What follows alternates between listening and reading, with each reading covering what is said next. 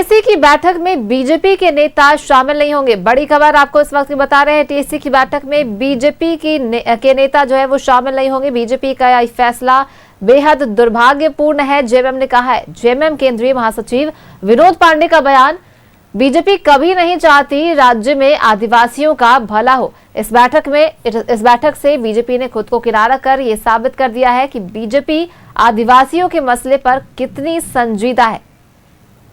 TSC की बैठक में बीजेपी नहीं शामिल होगी, इसे लेकर जेएमएम का बयान सामने आया है। बड़ी खबर इस वक्त की बता रहे हैं, टीएससी की बैठक में बीजेपी के नेता शामिल नहीं होंगे।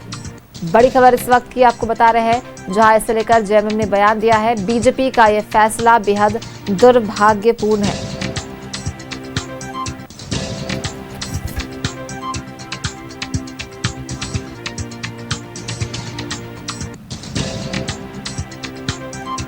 जेएमएम का कहना है, बीजेपी कभी नहीं चाहती राज्य में आदिवासियों का भला हो। टीएससी की बैठक में नहीं शामिल होने को लेकर विनोद पांडे का बयान।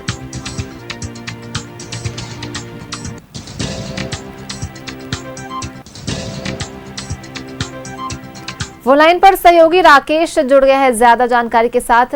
राकेश, टीएससी की बैठक में बीजेपी शामिल नहीं हो रही है, खबर सामने आ रही है। वही जेएमएम ने इसे लेकर बयान भी दिया है, कहा कि ये फैसला बेहद दुर्भाग्यपूर्ण है।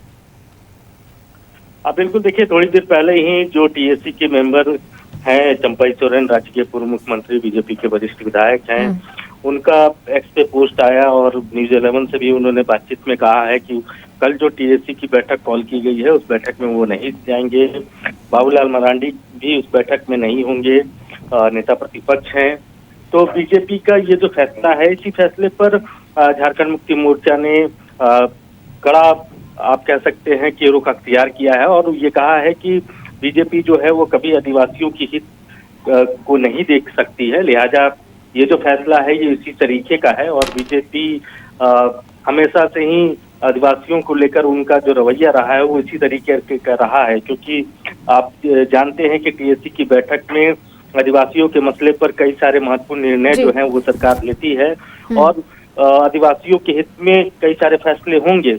तो उस बैठक से बीजेपी का किनारा करना ये साफ दर्शाता है कि बीजेपी आदिवासियों के हित को लेकर बहुत गंभीर नहीं है। यही वजह है कि बीजेपी के नेता जो टीएससी के मेंबर हैं, उन्होंने टीएससी की बैठक से खुद को किनारा किया है। चलिए, बहुत बहुत धन्यवाद राकेश इन तमाम जानकारी को साझा करने के लिए।